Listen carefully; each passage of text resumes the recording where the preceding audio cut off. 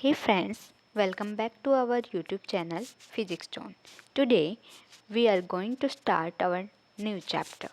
That name is Newton's Laws of Motion.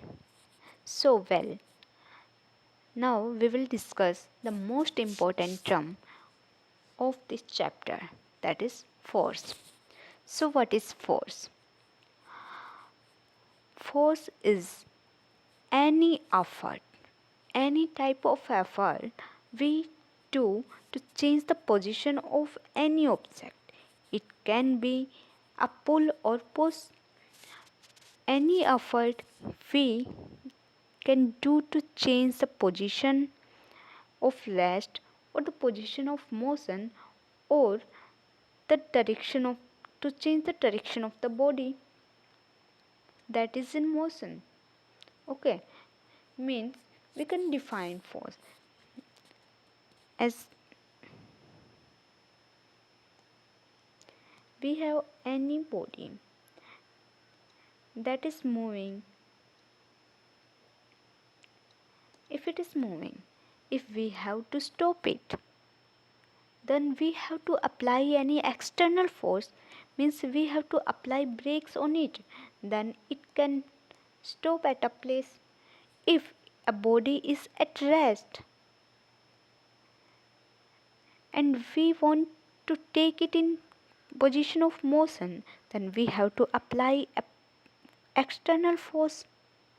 Okay, if the body is moving in this direction and we have to change its direction of motion, then also we have to apply any external force. Its position is never going to change without any external force. Okay, means we can define force is an external effort in the form of pull or push which produces or tries to produce motion in the body at rest, or stops or tries to stop the motion of the body, or changes or tries to change the direction of the motion of the body.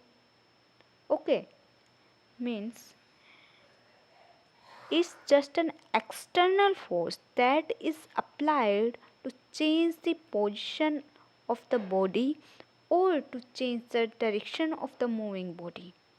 Okay, so I hope you have understand the definition of force and what is force. Okay, now we can discuss some important things about this chapter. Here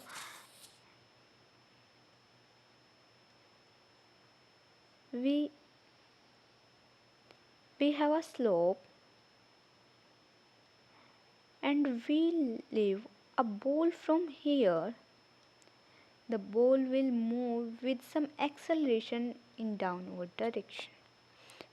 Okay, but if I say I have put a ball here and this ball is to move to upward, okay, then we have to apply an external force on it and it will show an retardation. Okay, but what if we have a horizontal smooth surface? This is totally frictionless. Okay, and we have put a ball here with some velocity v. When the ball start moving and it never going to stop without applying an external force. Okay, now we can say until we do not apply any external force, there will no change in the position of the object. One more example we can consider here. We have a bowl. Okay, this is the bowl. We have kept here a ball. We leave it from here. It will move in downward direction. Its motion can be shown by these arrows. This ball will move, but it will reach to this height. Its height will be same as it was at initial position. Okay, this height never going to greater than this height. The initial and the final height will be same if the surface of this bowl is frictionless.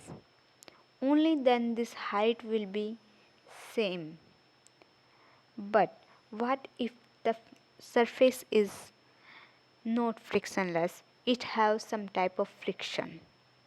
Then the ball is not achieving the same position.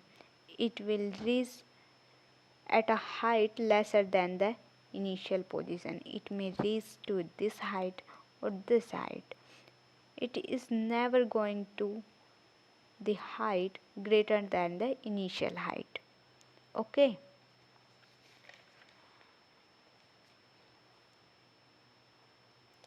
Now we will discuss another term that is also very important term, momentum. So what is momentum?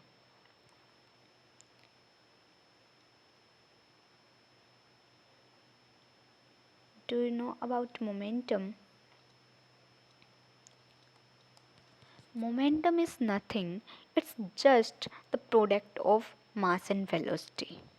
Okay, if any object is at rest, it is not moving, means its velocity is 0, its mass is m. And the formula for momentum is simply the product of mass and velocity. So momentum can be written as mass into velocity. Okay, for this object that is at rest, its mass is m, velocity is 0. We can see from here mass m and velocity 0, so momentum is 0. So from here we can say if a body at rest will have no velocity, so its momentum will also be 0. A body that is at rest position is not having its momentum. Okay. Now we know velocity gives its own direction.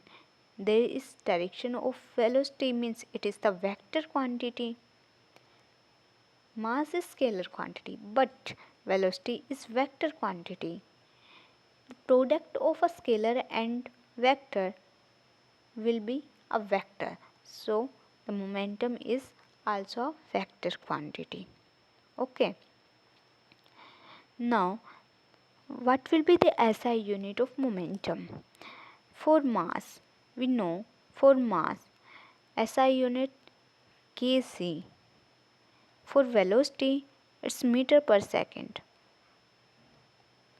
Okay, so for momentum, its SI unit will be kg meter per second. Okay, its Celsius unit is gram meter per second. Okay, now we can draw graphs for the different quantities that are used in the expression of momentum. From here, we can say the momentum is directly proportional to V.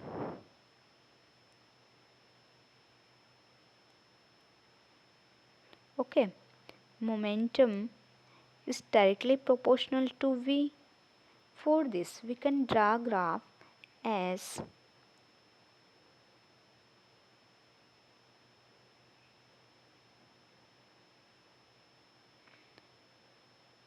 this side momentum and this side velocity.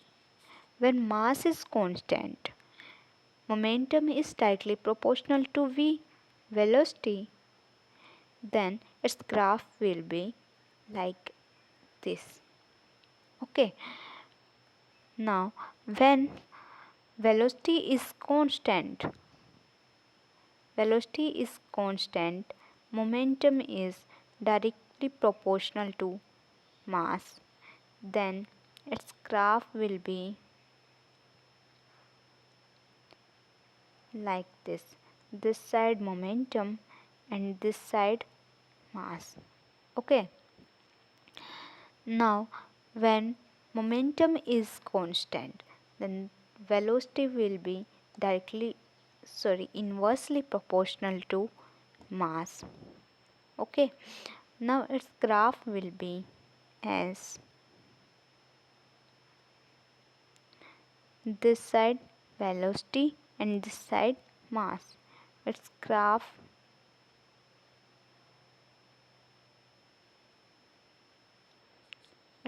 will be like this. Okay, so that was about force and momentum. So thank you for watching my video. Have a nice day.